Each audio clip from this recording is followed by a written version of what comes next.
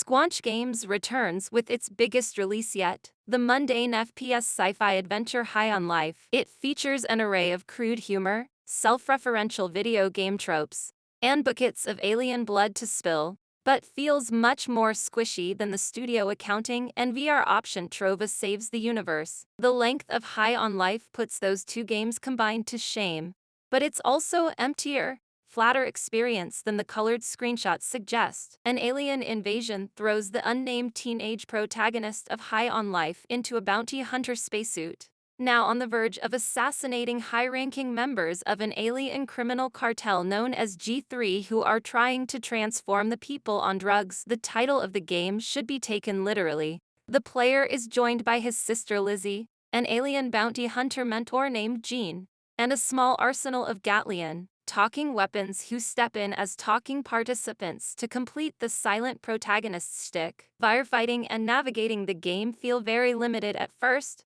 but expand as you acquire new Gatlians and movement skills. Eventually, 4 different areas become easier to traverse with these tools, though the actual combat feels serviceable at best, imprecise at worst. The limited variety of enemy types doesn't help, nor do the constant sequences where they spawn seemingly ad nauseum. Rather than appearing as dynamic and exciting skirmishes, these encounters never boil down to more than mechanical progression gates, meaning High on Life never confidently transitions into an FPS. But since each Gatlian is a fully voiced and fleshed out character, it's a lot of fun to gain a new teammate and learn what they're all about, play with their projectiles, and experiment with alternate fires in and out of combat. Occasional platform puzzle. Aside from Creature, which essentially spawns tiny Mr. Meeseeks like carnivorous homunculi that pounce on enemies, the other weapons feel surprisingly tame and easy, especially considering High on Life's goofy presentation. When Screen Rant reviewed Trova in 2019,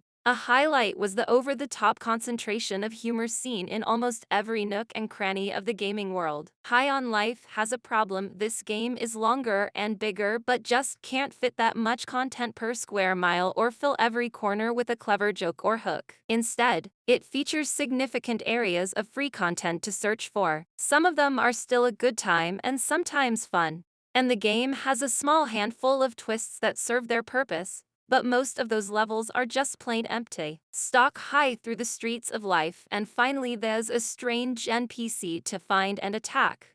But most of them aren't particularly interesting, and far less successful than the constant stream of skits on the many televisions that dot the Blim City starting area. Be found. Soon the same TVs will have scoured their contents, and the 10th time you hear the funniest of these impromptu tunes, which are strongly reminiscent of the infamous intergalactic cable episodes of Rick and Morty, will exhaust even the most ardent Roiland fan. The same could be said of these weapons, which repeat a small array of voice lines throughout. Forget using an alternate fire ability, and they'll cycle through the same memories dozens of times or fire a quick bark to celebrate the joy of power gliding across the floor as players rush to their next distant target. Gatlian's chatter can be turned down in High on Life settings, but the game would be much more interesting and immersive if it had more nuanced sound. A group of great voice actors are on hand for this ride, including Roiland herself, with some surprise guests. Even armed with this solid stable of talent,